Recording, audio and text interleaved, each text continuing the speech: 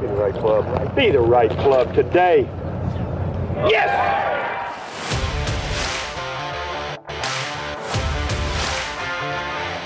Again, has to be careful of the speed. What a comeback season for Hal Sutton. Come right back toward the hole. How about in? That's the second eagle he's made it for this week. 17 years later, Hal Sutton is the Players' Champion.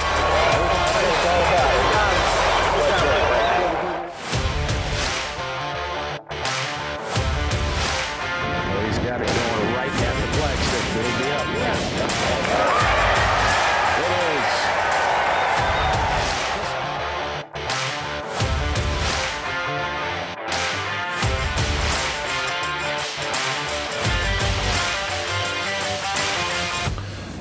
Hello, everybody. Welcome to another Be the Right Club Today podcast. How we got a fun little week playing this week. Let's Talk Golf starting. Yeah, it is. Starts this week. I've been excited about that. I think not enough people work on the mental side of their game. They work on their golf swing all the time, but you know, the mental side of the game is where I progress the most. That's where maturity comes in, and I want to try to see if I can help others. Yeah, I mean, we can work as hard as we want to on our golf swing, and Adam Scott has. Some people think Adam Scott has the perfect swing, but he's not winning every week, right? And you know, we like to say all the time, control the things you can control. You can control your process. You can control your thinking. You can't really control the result of the golf ball all the time, or can't control your golf swing and make it perfect. No, you can't. And, you know, I don't think enough people realize there's a lot to be gained from a better mindset. Yep. And I think they think that all their advancement is going to be through equipment and technology, and that's not the case at all. Yep. And, you know, we're trying to build complete players here. That's exactly right. And the mind is a big part of any golfer. Well, and spending time, you know, we talked about, I think it was in the E.J. Pfister podcast, how, you know, we had a saying that tour players were fragile, just like regular players. And we mentioned this on last week's podcast, that anybody can get better if they improve their mindset. You know, Tiger and Jack having some of the best, you know, Jim Furyk having some of the best mindsets or the best mental game out there. Still, they weren't perfect with it. You know, they could have improved it a little bit. Well, my rookie year, I'll never forget this. First 6 months, I didn't hardly do anything. And I was physically there. Yeah. But mentally, I just lacked a lot. And there was a learning curve. I had to watch what other people did. I had to gain more confidence that, hey, I could hit the shot just as well as they could. You were good enough to be out there. I was good enough to be out there, and I had to convince myself that I was. And then I had to clean up my mental part of the game. For sure. And then I really started playing well once I figured out how to do that. Yep. And I think everybody out there can gain so much from some knowledge of what the best players in the world did mentally. So real quick, for those that are listening that haven't heard of Let's Talk Golf yet, give them an elevator pitch on what it is. Well, it's all about the mental mindset, basically. It's tonight we'll be going over the inventory in your game. You probably don't even know what your game, what the best parts of your game are and what the worst part of your game is. And, you know, I've said this many, many times. I never saw any great player turn their weakness into their strength. But I did see some guys lose their strength trying to make their weakness the best part of their game, because you have to neglect your strength, and the strength is the reason why you're as good as you are. So there'll be a lot to it. The outline of tonight is extensive, so tune in. Yeah, so it's an eight week series. Right. Doing live Zoom calls. Have direct access to again Hal, who, you know, one of the best to ever play this game, to get insight into, you know, how you played the game, how you beat Tiger, how you beat Jack, how you did the little things. And you can ask questions. You guys can get as involved as you want to. They'll be recorded, so if you can't get in there live, you can see the recordings afterwards. We have a private Facebook group that we're answering all the questions and getting, you know, trying to kind of create a a kind of a tight knit community and help you guys with your games basically. And with this particular product, we're focusing completely on the mental side. Well, and the beautiful part about this is how many things can you join a group of people that are like-minded? Yeah. Not that many things can you do. And here's the other thing. Most of y'all are afraid to play with someone better than you. But trust me, that's where you get better, is playing with someone that's better than you. Yep. And the other thing is when you feel like you found something that really helped you, you put your arms around it and you keep it quiet because you don't want anybody else to get better. Yep. I did that too in the beginning part of my tour career, and I hated that I did it. I want the ocean to come up, if you will, and I want to rise to the top of the rising seas. Yep. And that's the way y'all need to view your golf game. That's exactly right. Rising tide raises all ships. And that's exactly right. That's what we're trying to do. So if you're interested in that, check out offers.halsuttongolf.com. Send us an email if you got any questions about it. We're running a special till the beginning of next week, till our episode 2, which will air Wednesday of next week. So we're running about a 25% off special up until that point. So get in if you guys are interested. Also, too, real quick, if you have golf swing issues, check out our online lessons. We're running a $50 off special for a one-time online lesson for all of our podcast listeners. So for you guys listening at home that need any swing help as well, check that out. Send us an email at info@halsuttongolf.com if you're interested in that. All right, sales pitch over. We've got part two of Phil. Again, part one, I told you off air that I got a couple of texts that part one might have been one of the best podcasts we've had so far. Well, I think the world and all of Phil. He's super smart. He's well spoken, and everybody likes Phil that I know of. So I think he was a great guest. The second part of this podcast is as equally as good as the first one. Yep. Awesome. Well, let's get into it. You guys enjoy part 2 with Phil Blackmar. I've got a little fictional story I like to tell. Charlie's getting ready for the Q School. He's playing in a mini tour event. The front 9, he hits every shot perfect. He doesn't miss a shot. He shoots 32, easy. He goes to the 10th tee. It's an elevated tee, really high elevated, dogleg left around lake, out of bounds to the right. And as he's going over there, the wind picks up and it's coming from the left. And Charlie's been hitting it great, but now he gets up there and he's looking with this wind coming left, out of bounds over there, water over here. He needs to hit driver. And somewhere deep down, there's a little alarm going off. Say, "Oh, wait a minute, what is it? I don't like this." And he senses it, but he says, "You know what? I'm not going to worry about it. I'm going to pick my target. I'm going to see my shot. I'm going to trust my swing." And so he does. And he gets up, and right at the bottom, he stands up on it just a tiny bit, catches a bit in the heel, gets up, wind catches it, bounces out of bounds. He hits another one down there, makes double. He gets up on 11. He says, "Stay in your posture, you son of a gun." And he does, and he flips a little bit left and makes bogey. And he just kind of plays so-so after that, shoots 38 on the back, so he shoots 70 for the day. But he totally lost it there on the back. So he goes to the range to hit balls. He gets out on the range with no boundaries, with nothing in the way. It's a stripe show. Doesn't miss a shot. So he calls home, talks to his coach, "What do I work on?" And I think that's where a player's perspective can say, okay, it all started, we back up to the 10th tee. That's where it started. What you did was fine, but there's some other options, things that you could have done, different ways you could have gone about it. And if nothing else, realize why you hit a bad shot there so that you wouldn't have lost it the rest of that second 9.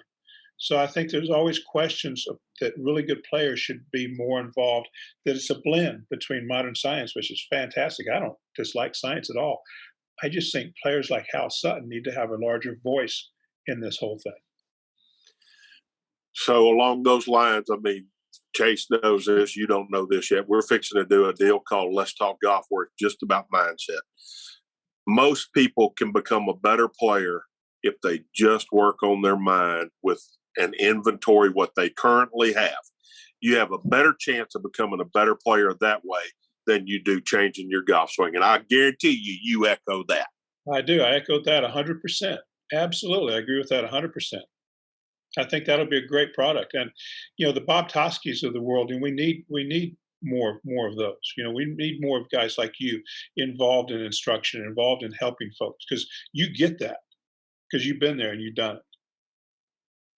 Well, one thing too, to that point, Phil, I think that there are some guys in the top 100 on the Golf Digest teaching list that could never crack an egg playing golf. Like they didn't play college golf. But they're great teachers. And they're good golf swing instructors. You know, like Exactly. they're good golf. You know, like I think to be a great coach, if you know, because now there's so many coaches. There's performance coaches. There's sports psychologists. There's a coach for everything now. Right. But I think to be an all-inclusive coach, I think you're right. I don't necessarily, and this is me backing up my golfing resume, I don't necessarily think you have to win 14 times on the PGA Tour to get to that point. No, but you were there too. You experienced it too. Correct. And I think you have to at least play at a certain level. You have to play, have a chance to win a college event, a D1 college event, or have a chance to play on the mini tours and play at a high level. Because I totally agree with you. If only thing you did was get to a 5 handicap and play in high school, it's really hard for you to make that same assessment as far as, you know, how does that player get through those situations where, you know, the wind picks up on the 10th tee, and that was a complete mindset thing. That wasn't a golf swing issue. 1990, I don't remember what year it was, but there were 2 tournaments left in the year, and Vegas was the first one. I needed a top 20 to keep my card. And it was back when we played Desert Inn and Las Vegas Country Club, and I don't remember the other one there in Vegas. And I teed off on 10 at DI, par 5, easy par 5, driver 4-iron par 5. And I hit this toe hook over by the tennis courts 3 feet from out of bounds, chopped it down the fairway, knocked on the green, 2 putted for par, and I got to 11. I looked at my caddy and I said, you know, there's not a way in the world. My swing feels so bad. There's no way that I can make the cut or have a decent week this week if I keep doing what I'm doing. So what can I do? And he's looking at me. I said, well, you know, I've got a 1-iron in there that's 2 inches over length. It's got 14 degrees loft, and Hogan PC 1-iron. I mean, we're talking, this was a 1-iron. This was a butter knife, and 42 inches long. I mean, this was a, you had to be a hoss. You had to be a hoss to hit this 1-iron, let me tell you. And the fairways were all really fast. You know, it was late in the year. Fairways were really, really quick. And so I said, I know I can take this thing and I can hook my grip and move it back in my stance, stay on top of it, and I can just trap this thing and hit a stinger, what Tiger popularized as a stinger, hit a bullet down there and run it down there. So I did on number 11, a good par 4, and I just rolled out about 280 or 290, you know, down there on these fast fairways. So I got down there and I got an 8-iron left of the green. I'm going, well, I can't hit an 8-iron that way into these greens. They're a little firm. It's going to bounce over into the street. I said, what can I do? So I know I can stick my rear end out, and I can rotate and hold the face under and hit a high cut. I can do that up to a 7-iron and hit some decent shots. But anything longer than a 7-iron, I'm going to get the club behind me and flip it, and it could go anywhere. So I said, maybe I'll do that with a short iron. So hit this 8-iron, my rear out, boom, high cut, up there about 15 feet. I said, okay, we got us a plan. And my caddy said, well, what are you going to do on all the other shots? I said, I'm just going to skink it somewhere up there on the corner of the green or off the edge where I can make par, and that's what we're going to do. Shot 23 under and finished 3rd. So there's a case for how can you teach somebody to be open-minded enough to do something like that? You look at Tiger's greatness, a lot of his greatness was his willingness to hit a shot in any situation. He would hit a shot. Hal Sutton would hit a shot, hit a 6-iron on the last hole there at the Players. He would hit a shot when he had to hit a shot. To be a great player, you have to have a willingness to hit a shot, even if it's not your favorite shot, but it's a shot that you feel like you need to hit. You got to be able to freely let this thing go because you believe in yourself and you know that this is what you need to do. And that's the part that where I think that that side of it, what Hal was talking about a moment ago, the mental side of it, is the part where a player I think can really blend with the science, and you can make this perfect world. And Chase, I'm not belittling you. You played too, and I don't think you have to be a player to teach the golf swing and all that, but to understand how to do some of those things, I think you really have to have played at least a little bit at some level. Perfect segue. What are your thoughts on, and I know some of them because I've seen some of the arguments, but we've had Scott Fawcett on. We've talked about Decade quite a bit. Let's have a little discussion about Decade and because some of the stuff you just talked about was like, that's, you know, Decade's all about the math and playing blackjack the same way against the house every time. And you just mentioned not the same as blackjack. I mean, the gross analogy of it, right? Go ahead, yeah. you just described some situations where you ventured off course to survive, and run through some of your thoughts. I'd love to have a decade, because for the most part, and again, Scott tries to make it black and white, and as Hal said a bunch, like there are going to be gray areas. There's going to be times, just like you said. We talked about the players this last year with Westwood and Bryson, and how Westwood, to define his career, needed to hit a shot, and he pulled it a little bit or aimed a little bit left or whatever it was on 17, and then ended up finishing second. But Scott's going to say hit it to the middle of the green there every time. And you guys are saying, hey, sometimes we got to feel it deep down inside and bow up and hit a shot. So let's talk a little bit about your thoughts on Decade. Well, first off, let me say I think Decade's a wonderful, wonderful tool. I think it's fantastic. I think that I actually did a lot of things consistent with Decade. I think it's tremendous. My only contentions with Scott have been maybe a misunderstanding or not understanding exactly what it does enough for me to fairly say. But I do think that sometimes you have to deviate off the map a little bit. The reason I don't think it's the same as blackjack is that the odds are set in blackjack, right?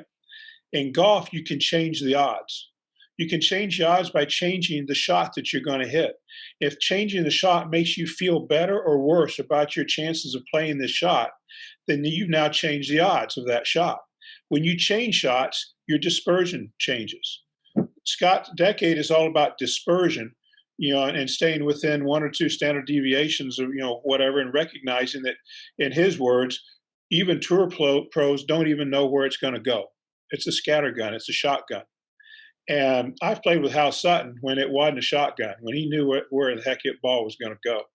But I think in a perfect world, you play by Decade, but you have a breaking point where that I'm going right at it, because this, maybe for me, it was often a 9-iron and a wedge, or an 8-9 and a wedge if I was hitting it good, where that I had pretty good control of those clubs. I asked John Cook, for him it was a 6-iron down. I don't know what it was for Hal, and it varies. But you can't make a lot of bogeys, but you got to make birdies to win. You're going to have to shoot 20 plus under to win. You got to make birdies. Most of those come on par fives. But if you get a wedge in your hand or a 9-iron in your hand, and that hole's cut on the edge of the green, and you got a decent short game, and you're dialed in on your wedge or your 9-iron, then you got to go at it. And I was good with the wedge. And so I see too many players when I cover the Korn Ferry Tour aiming wedges 15 feet away from the hole with a wedge. Well, the percentage of putts made from 20 feet is about 40, or from 10 feet is about, I think, 40% or something like that. And the percentage of putts made from 20 feet is half of that. So if you hit it, if you're aiming 15 feet from the hole, you're willing, and I see players do this all the time. They aim with a wedge 15 feet away, they hit it 18 feet away, they miss the putt, and they go over there and mess with their putting stroke. Well, they're going to make 1 out of 5 from there. They needed to hit it closer with that wedge or that 9-iron. If you're hitting a 6-iron or 5-iron, or the wind's not comfortable, you don't like your lie, you play towards the center of the green. I agree with that 100%. I agree with playing with driver to the widest part of the fairway if that's the play. But I think you have to make adjustments based on how you feel. And the parts that is missed is the player who feels the best about this upcoming shot is going to play the best. And if a certain strategic decision to play a shot a certain way makes you feel the best, without being an absolute moron, being too aggressive, then you've got the best chance of hitting a good shot. If Hal Sutton's on and he hit his irons like friggin' lasers just on a rope, if he's on and I'm caddying for him and give him an 8-iron and say, okay, I want you to aim 20 feet over there away from the hole, he'd look at me and friggin' take his 2-iron out and hit me right between the eyes. I said, 8-iron, son, I'm not going to aim 20 feet away with this 8-iron. Now, if it was a 5-iron, maybe. But I think that you've got to fit it to where you're at. Well, one of the things that I've disagreed with Scott a little bit on is he says anything 60 yards between boundaries out there, it's a driver all the time. And I disagree with that 100%. I think that's a player's call. He's in his body. He's got the feelings of what he's doing. And, a shot like that can make or break your career.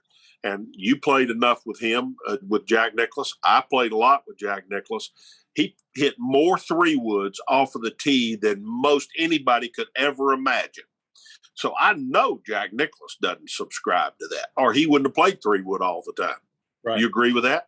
I agree 100%, but I also think the game's different today. I think the ball's different out of the rough. The grooves are different. Guys hit it so much further on average than what the average tour player did back then. I think the game's different today. But I think it depends on the conditions on the golf course and all this. I'm a big believer in the fairway is a great place to be. So am I. But statistically, you have to admit the game's different for tour players today. And it's amazing how good they can control their distance out of the rough. Where, I mean, for us, that flyer I hit at the tour school over your head on the 14th tee is a prime example. I had 173 to the hole, and I hit a 7-iron, and it had to have flown 200 yards. The flyers back then would go forever with those grooves. Right. So it's different in that regard. But I think Scott's Tools actually has a lot of great stuff. It's got a really good merit. That's a great starting point. It will shorten the learning curve, which is the thing he likes to say. I agree with that 100%. I do too. But I also think, like when I watched Will Zalatoris, who Scott will claim is decade, 100%, watched him enough to see him hit a lot of balls close to the hole. Those weren't by chance. He didn't keep pushing them or pulling them right next to the hole. He hit a lot of shots with the short clubs anyway, aiming in there. And, when you get, that the mental side of the game, when you get on, you got to respect that. That's where you make your living. You have to respect when you're on. Well, when you're really hitting it good, you're stepping on the gas. That's right. You better step on the gas. And when you're not hitting it very good, you better step on the brake a little bit. That's it. Chase, you see those eyes again? There they were again. Well, it's funny when you were talking, Phil, I wrote down inventory because it's something you've mentioned a couple of times, and we talk about it all the time on here. And I think what you guys said was spot on. It speeds up the learning curve. I think Scott's right on that. I think that it helps our junior players that fire at every flag, especially with lasers. They're firing at every flag. They're lasering the flag and hitting it to the flag, where we grew up walking off the distances to the front or to the middle and then working back from there. But the other thing I put down was that, Scott talks a lot about tour average, and frankly, we did a expectation management podcast last week and did all these stats, and tour average from 100 yards is 18 feet. Like, it's not that close. But like Brandel pointed out let's come back to that. Okay. Right. So Brandel pointed that stat out too when he was on here. He said, okay, so the question I asked Scott and Lou was that if Tiger is on the prowl on Sunday on his game, and he has 100 yards, you're going to tell him to aim 10 feet left of a tucked right pin or 15 feet left of a tucked right pin. And they said yes. And he was like, okay, I disagree with that, because Tiger's not tour average. He's 5 to 7 feet inside of tour average. And that's where precisely you guys, and Hal said it a bunch, you guys play your best 3 to 5 times a year. And when you're on, and even you're going to hit it better than that, more than that. It's just everything's on at that 3 to 5 times. You're going to hit it great half the time, right? 40% of the time, who knows? I'm throwing numbers out. But to me, I agree with you guys. When you're on, I think there are more green lights than Scott's going to want you to take on. I also think one thing he says that's really important. He says if you're a grizzled veteran, that's fine. Deviate from the plane a little bit more. If you're a rookie or your first couple years on tour figuring out how to play, his system's going to be better off for you than once you've already got status, and that shot's not going to make or break your career. I disagree and I agree in some ways, but it just depends on the player. I do think that to say that you're tour average, and dispersions change. So you're looking at a shot, and here's the dispersion. It's okay, that's my normal shot, this, that, and the other. But you know what? On this one, I feel really good about hitting a little knockdown cut in there. It feels really good. I'm going to deviate from my normal shot. Now I have to ask myself, what's my dispersion with this shot? Is it the same or is it different based on where I aim? And so to me, to use the program effectively, you have to know when your dispersions change and make decisions based on what your dispersion is in. Like for me personally, I know that when I played a knockdown, I rarely missed it left. So I could be, if the hole's cut left, I could be more aggressive with my aim. If the hole's cut left, knowing that my miss is not going to be left with an 8-iron if I move it back in my stance. My dispersion is different. On the other hand, if the hole's cut right, like the 17th of the Players, and I got an 8-iron, my miss is to the right, I should have been aimed further left, but I just birdied 4 out of the last 6. and I'm feeling it, and I'm like, I'm going to friggin' pump this one in there. I started out aiming at the middle of the green, but as I stood over it, I kept wiggling further right. I wasn't smart enough to back off, and that's the case where I made a bad decision because my dispersion shifted to where my miss was to the right. So I think you have to take that into account.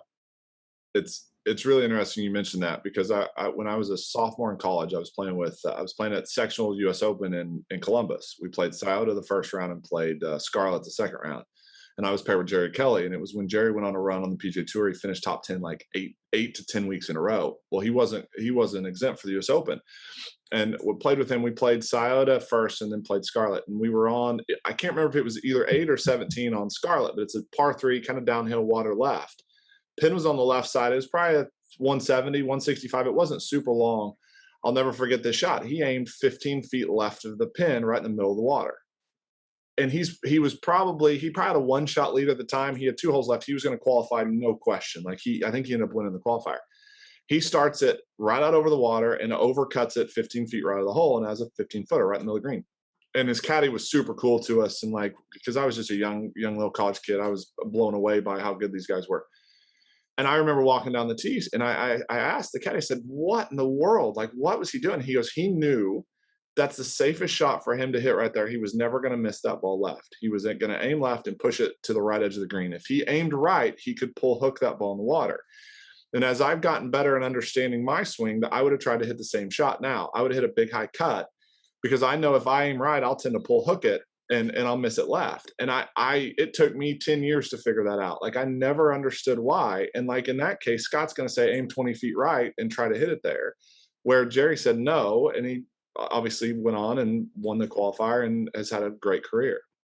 But Scott might say he did try to hit it over there. He just aimed a different place. He aimed to his pattern, and that's probably what I would say. But you shift your, and that's experience. You have a go-to shot. You have something that feels good, and your dispersion shifts, and you make an adjustment in your aim to fit what your new dispersion is. Al, thoughts? Well, to that point, the first time I won TPC, I aimed it over the water left and cut it to the right because I did not want to hook it in the water. So I knew if I aimed left and left the face open, I was going to hit a push cut, and a bogey had a chance to win, and I made bogey and won. And the second time when I beat Tiger, I knew I had to stand up there and man up and hit a shot past him so that I had the last shot. So I had to hit driver to do that, and I had to hit it right down the left side. So I dared to go left. But, it's situational. Can I ask you a question about that shot, that tee shot, Hal? Yeah. So had you not pulled that shot off, how would you have felt about it? I'd have felt fine because I had a plan and I was going to do the best I could. I mean, if I failed, I just had to accept it. You did so while daring greatly. That's what that final line in that poem means, so that your place shall never be with those cold and timid souls. You were daring greatly. And Chase, I think, that evaluation part of it is huge. I think that part of it is missing. Hal would have been proud of the fact inside that he dared to play that shot to try to beat Tiger Woods in that moment, even if he didn't pull it off, because he gave himself a chance to beat Tiger. And if he didn't pull it off, he would still say, you know what, I gave it everything that I had. Isn't that right? That's exactly right. Well, let me give you an example of that. Tiger makes eagle on 16. He's got the tee on 17, and he goes right. He's one behind now, mind you, and he knows it's easier to birdie 17 than it is to birdie 18. He goes right at the flag. He's trying to make a one. He didn't hit it very good, and it barely cleared the water. Actually, I didn't think it was going to clear the water when he hit it. But he was still trying to win the tournament. He was willing to accept I didn't do it, but he was going to try to do it. And I don't know what your opinion is on this. I don't see enough guys trying to win anymore on the tour. And what's your thoughts on that? I agree 100% with that. I think some guys. I think that Justin Thomas is great at it. I think John Rahm showed his will to win at Torrey. Right. I think there are guys out there that have that will, and not everyone is born with it. I don't know that enough people understand how to train it, or the value of it. I did a little study, interesting, of this year. I took every tournament up until the U.S. Open this year. Top 3 players through 54 holes. So they're the cream of the crop in strokes gained through 54 holes, right? 45% of the players on tour that were third place or better after 54 holes shot negative strokes gained the final round. 45%, half of them.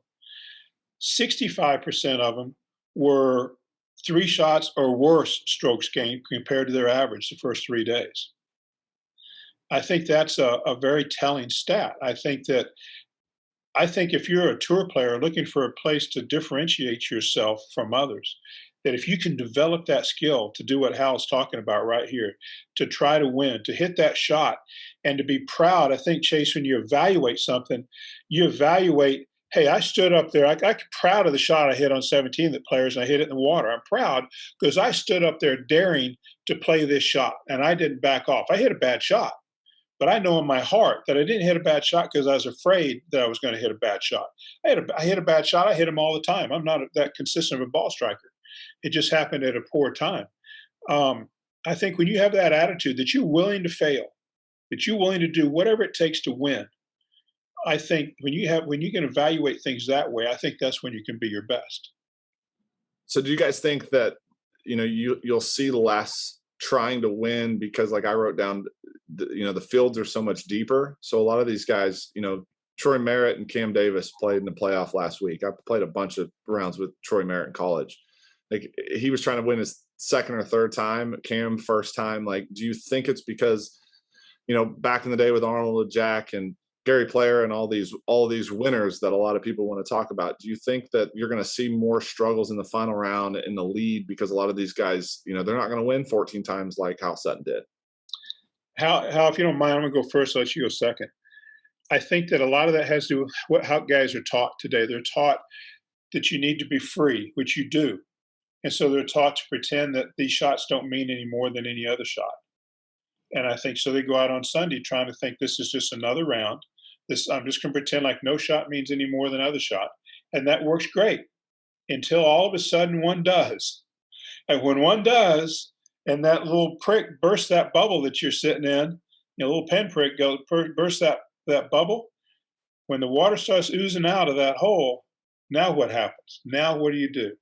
I don't think that idea is resilient enough. That's why I like the idea of stepping up there and being proud of the fact I'm going to evaluate this on my willingness to play the shot, not on trying to just be free and easy in every shot.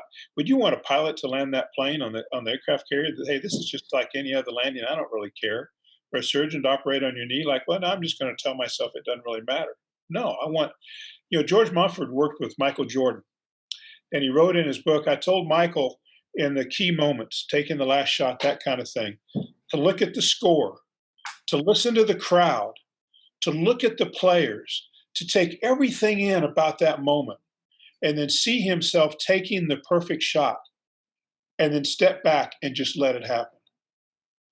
And that's what Hal did. That's what I'm talking about. And I don't think that a lot of players are being taught that today. I think that's why you see some of the things that you see. But I think pressure's always been it's always been tough for people. I don't want to think that it's guys back in the past, it was easier then for guys then.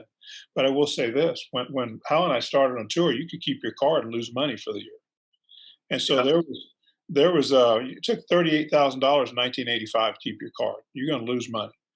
And so there was more of a dog eat dog, hey, I got to beat you to make a living type of a pressure that you dealt with week in, week out that maybe prepared you a little bit better for it.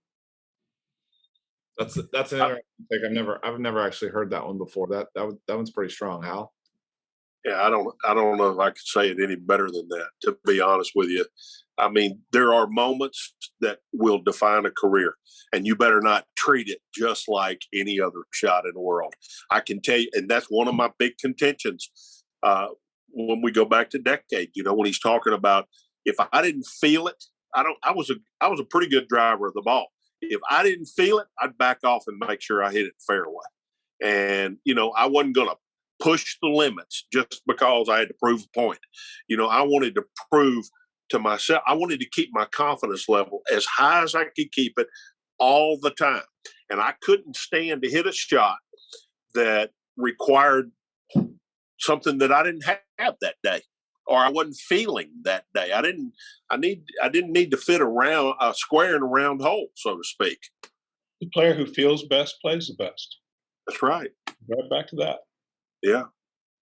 Phil, one of the questions I wrote down, what did walking inside the ropes as much as you have, what did it teach you? Did you learn anything that you wish you would have known or seen, kind of looking at it in almost in third person, like you're watching yourself play or watching these guys play? I don't know. I think I probably learned maybe that guys win tournaments still hitting a lot of bad shots. I think that, stepping back, maybe I realized I wasn't the only one hitting bad shots out there. That I could have been a little nicer to myself. You need to be your own best friend. I think that's really about it. I think that today, I learned a couple things. I got to follow Tiger in the early 2000s several times when I was doing USA for 4 years, Thursday, Friday coverage. And when we get off air, when I had him, then I would go watch him practice. And I can't believe this, Hal. I don't know how you feel about it, but when I came on tour, if somebody was really good at something, I would go watch him. I watched Hal Sutton hit golf balls several times. I was hitting balls at Hilton Head one year. It was overseeded ryegrass, sand underneath, half-inch ryegrass in 1985. Guy behind me starts warming up. He hits about 5 of these beautiful, low-flighted 80-yard draw sand wedges. Now, we're talking back when you didn't get new grooves every week. And off that ryegrass, not to hit one that ran up the face and hit a tumbler 5 in a row. I'm like, who in the heck is this? I turn around, it's Weiskopf. And so I put my stuff down. I sat behind him. I watched Weiskopf hit golf balls. I watched Ballesteros and Olazabal have a bunker contest at the Players one year. I would challenge players. Like I had chipping contests with Watson, Azinger, different people. I watched Tiger in that 4-year period at least 25 or 30 times practice. I wouldn't bother him. I wouldn't ask him a single thing. I would stand behind the ropes and I'd just sit there and just watch his practice sessions. It was fascinating. He would spend 70% of his time following his rounds working on 6-iron to a wedge, 3/4 draws and 3/4 cuts, so he could control his distance and trajectory, which he talked about in every interview that he did back then. The one thing I didn't see was a single player, not one time, come down and watch him. Out of all those times I watched, not one came down, either asked him a question or just watched him. I don't understand that. Hal, I don't know how you feel about that. Well, I'd like to know everything that Tiger thought because he sure did it right. One of the things that I know for sure, and I talk about it around here a lot, Tiger knew how to control his trajectory. And every really good player that you ever played with could control their trajectory. I had a long conversation with Ben Hogan one time, and he compared it to a building that was setting up there that each story had a window. And he said, I wanted to be able to put it through whatever window I wanted to put it through there with whatever club. That's talent when you can do that. And I can tell you right now, Chase watches me talk to kids around here all the time about it. Learn to control your trajectory. Learn to flight the ball. When you learn how to flight the ball, you can play in all conditions. Early on in my career, I could flight it really low. And, man, I'd wake up and see the wind blowing, and I'd be going like this. Man, I love it because the rest of them want to go back to bed. I know I got the advantage because I can flight the ball. So I don't know how you feel about flighting the ball, but I think that's what you're saying. Well, I'm saying that, but I'm also the willingness to go watch other players to see what you can pick up or see what they're doing. Not necessarily to change your golf swing, but if somebody has a special skill, like in short game area or putting, or can hit certain shots, like Weiskopf hitting those wedges, I want to go watch them do it in case I could pick something up that might help me. A willingness to see how other players did it. And so did you see it? You went and looked at it. Did you see it? I saw it. Weiskopf helped me. He had a wedge that had no grooves on it, but I watched how he was covering the ball. And I know you used to try to cover the ball a lot. He was covering it to get that flight, and yet he was able to stay nice and shallow, even though he's so tall, and that was fantastic. One I didn't see that I could never figure out was Andy Bean. Andy and I are good buddies, and Andy won a bunch of times in windy environments, but he hit the ball straight up in the air, back with the spinny ball. But his ball would go high, but it wouldn't rise. it'd go straight. It would pierce the wind. And we were playing one day, and it was particularly windy. And I said, Bean, are you ever going to hit a knockdown? Kid, I don't need to hit a knockdown. If you hit it solid, it'll go through the wind. I must never hit one solid then, because mine won't.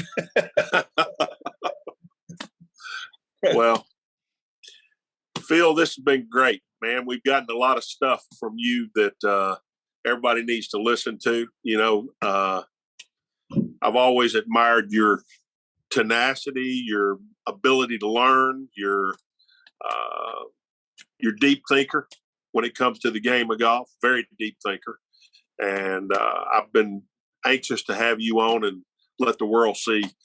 You know, you throw tidbits out while you're out there commentating, and I'm not sure people really get what you're saying. No, I agree. Yeah, and you know, I get it because I played the game like you, but right. I'm not sure everybody can really appreciate what you're saying. And this was a forum that gave you an opportunity to expand on what you say, what you think. I appreciate that you catch some of those I throw out there. If I could add one thing real quickly for the young players, please work on your wedges. The wedge game is lost today, even on the tour level. Work on controlling your distance and your flight with your wedges, please. Please, pretty please. Well, especially if you're going to bomb driver, you better be a half decent wedge player.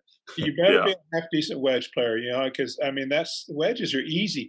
And remember, your wedge swing does not have to be the same as your full swing. You're free to tweak things a little bit to get the flight and use the face, apply the face to the ball to get the shot that you want with a wedge. One swing does not work on every shot. And I think that's a really good way to close this, because I 100% agree with that. I'm glad to hear that. Absolutely. I appreciate you guys having me. This has been really fun. I've been looking forward to hoping you would call sometime. Well, we're definitely going to have you back on. We could talk for a couple hours. So thanks for all your nuggets. Thanks for all your information. Thanks for coming on. And we'll see you next time. All right. You got it. Thanks, guys. Thanks, Phil. Yeah. All right. Another good one. What'd you think? I expected it to be just as good, and it was. I mean, you know, Phil's opinionated, and that's one thing that makes him good at telecast. You know, the little bit that I did, you know, they don't like for you to ride the fence. They like for you to have an opinion. Yeah. Whether they agree with it or not, they want you to put your opinion out there, and Phil's capable of that. I'm so fascinated by this idea about decade and talking about decade with really good players and guys that played at your level and whatnot. Like, at times, decade would have reined me in, and I needed to be reined in at times. But I also completely agree with you guys that, you know, Tiger Woods in his prime on the back nine of a major, when he's really feeling it and has to hit the shot, is going to go by his gut and not by what math says. And I think, again, I think Scott has built an unbelievably awesome system, and we recommend it to all of our kids and have recommended it to all of our listeners too. But golf's not completely black and white. Well, I've said it many times, you know, there's going to be a shot out there for a great player that could alter his career. Yeah. And he's going to have to choose that decision with his gut instead of, you know, what the percentage says. Yep. And I can tell you there was multitudes of times where it was coming right down the stretch with me, and I had to do something that would have been against decade. Yep. And, you know, I just both conservatively and aggressively, both ways. Tell the master story when you knew you needed to make birdie on the 18th hole. It was a back right pin, water right, and you needed to make birdie to finish top 10 and get in the Masters. Crooked stick. I'm standing out in the middle of the fairway, and I knew that I had to finish 8th or better to get into the Masters. And the next year. So this is what, the PGA? This is PGA. And it's the year John Daly won. And the pin was back right, and I don't know how many of y'all know crooked stick, but the green kind of sets in there like that, and the water comes around like this. And I had a 5-iron into the green, I think, and I just didn't feel comfortable hitting a fade like that. I felt like if I came off of it at all, I'd be in the water. Yeah. And I said, it's do or die. My draw works perfect here. I'm going to aim it out over the water, and I'm going to draw it right into the flag. And so you got to understand, I was going to hit the shot that I could hit, that I felt good about hitting. You could commit to. That I could commit to. Right. And I hit it, and Decade would not have said do what I did.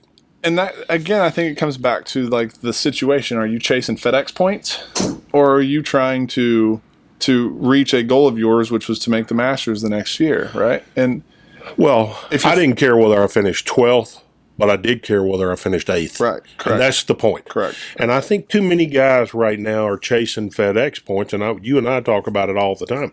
I don't think enough guys are trying to win, and Decade fits into that category of maximizing what you have, but not necessarily trying to win. Yeah, he's talked about all the time. There's enough money to finish 15th for the rest of your career and have an awesome life. Right. And every great player Brandel won one time and and that's it. That's one of his biggest regrets, is only winning one time, and you can go back and remember all your wins, and you'll remember the runner-ups and some of the ones you let go.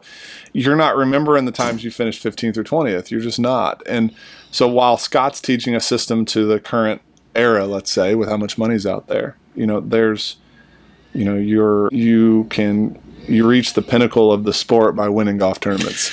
So there's another way to put this in a way. Yes, you're 100% right, but there's a graduation process. Yeah. For every young man and young woman listening out there that is trying to get better, and for even all of you handicapped golfers that are out there, the Decade system is really going to help you learn how to play your best golf right now. It's not going to teach that great player how to play winning golf. Yeah.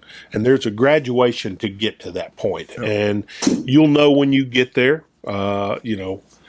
Scott talks about it like you never get there, but even the 5 handicap that's chasing a winning the second flight in the club championship, the last hole pins back right and Decade says 20 feet left of the hole, and you've got to make birdie to win. Game time, right? Like try and hit a shot and you make double, it doesn't really matter, where on the PGA Tour, you make double on the last hole of the 72nd hole. If you're 15th or if you're third, it's going to cost you a lot of money.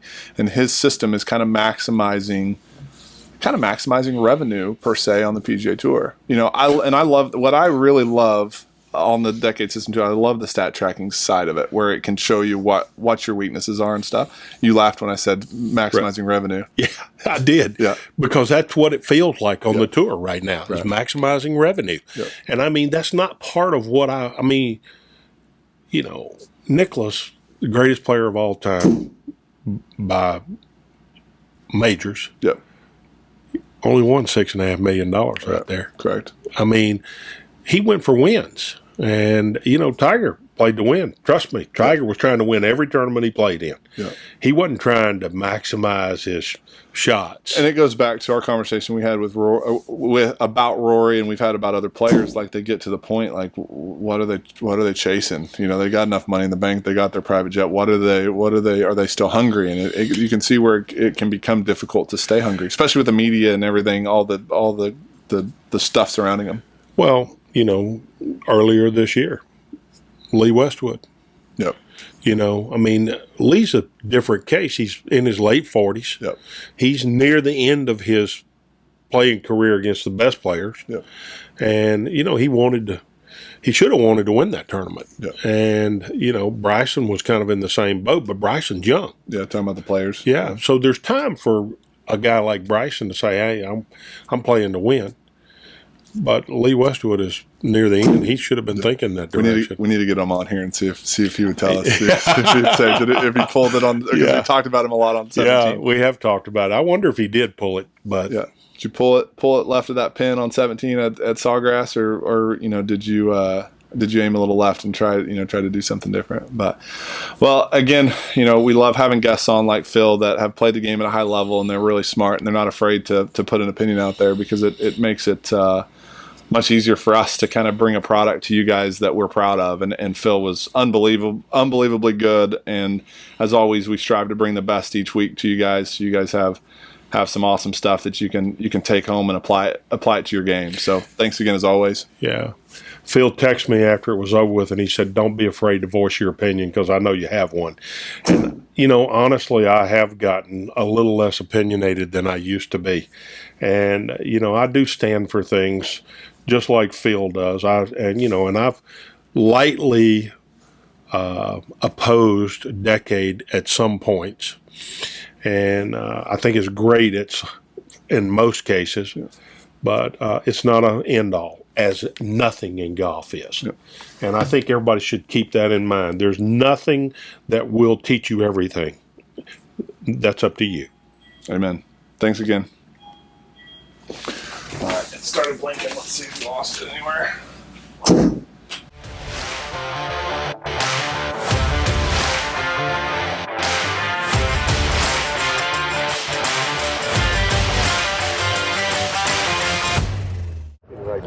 Be the right club today.